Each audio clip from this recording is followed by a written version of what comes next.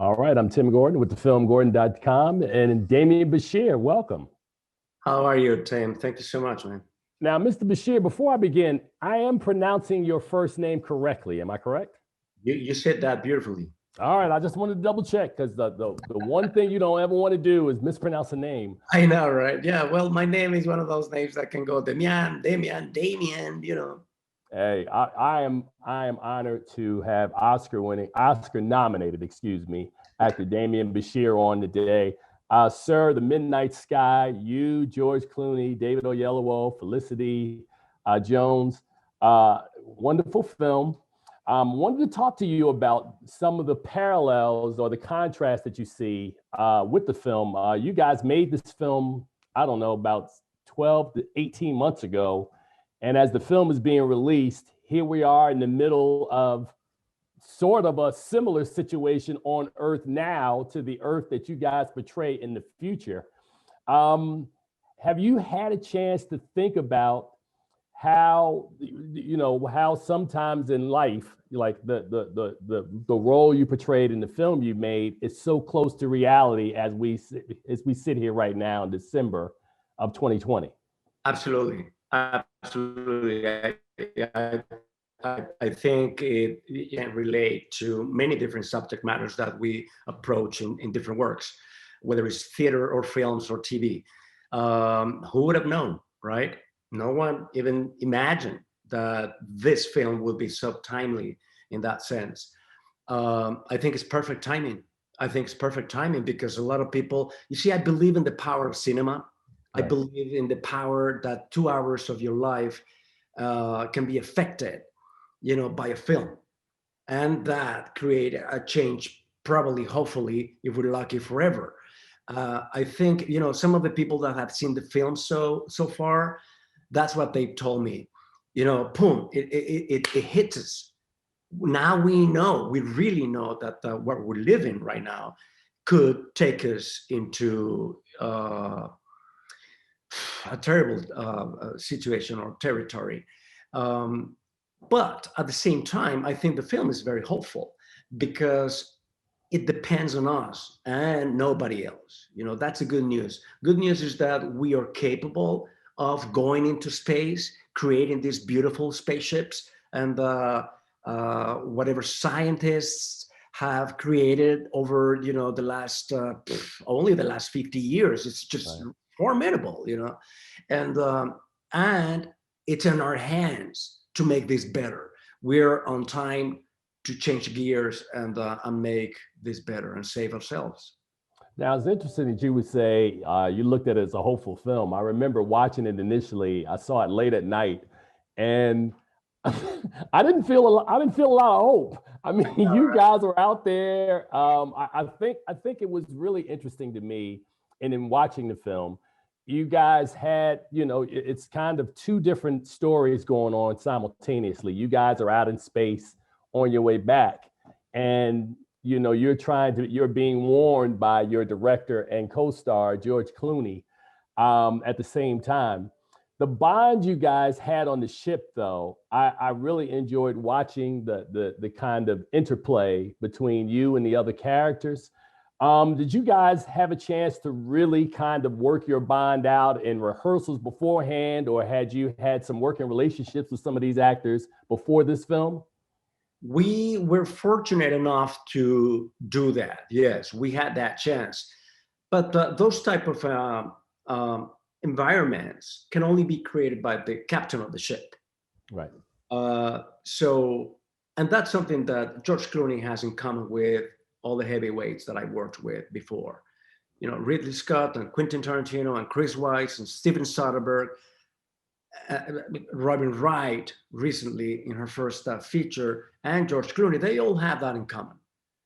They create that atmosphere that is ideal for any artist to perform the best, to bring in their best. And and it has to do with generosity. It has to do with being kind. It has to do with being light.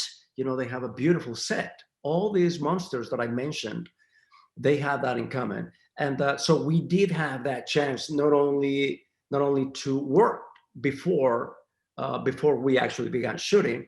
We got to London in December, and then we shot a little bit here and there. We had some readings, and we had some meetings, and a wonderful dinner at George's house that helps a lot too. Right. And a pizza night, oh, that fixes everything. That gets everyone together.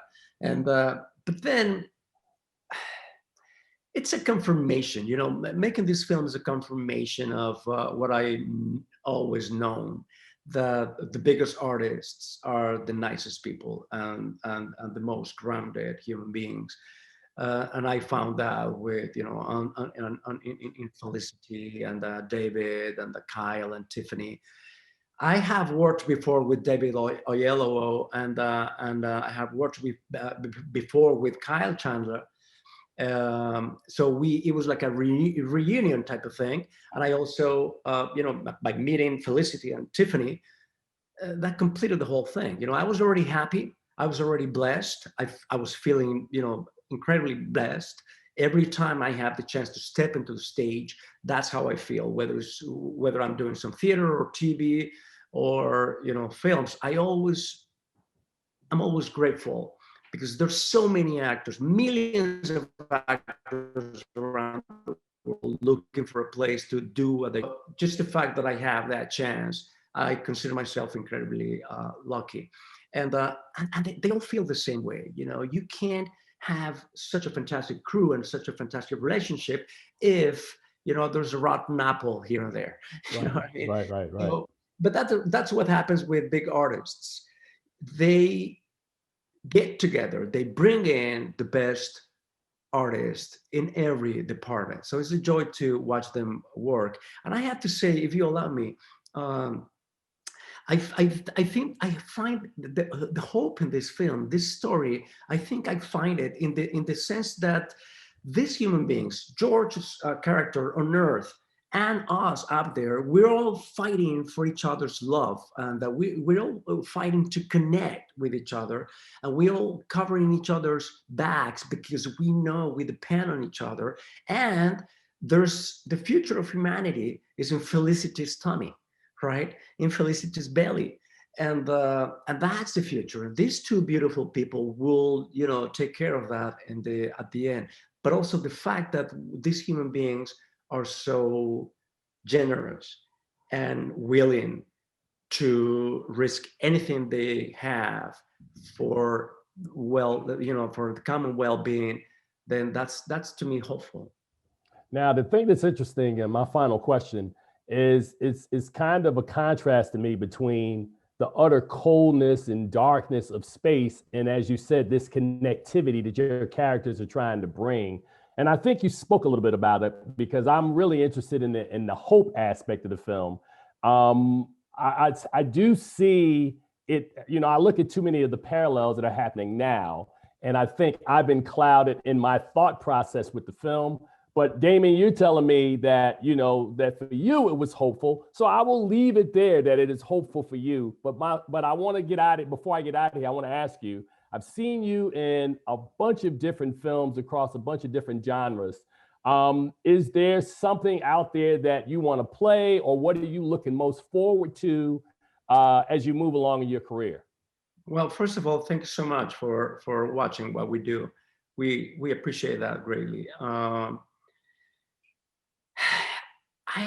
Ever since I remember, I always wanted the same things in a project. I want a solid script.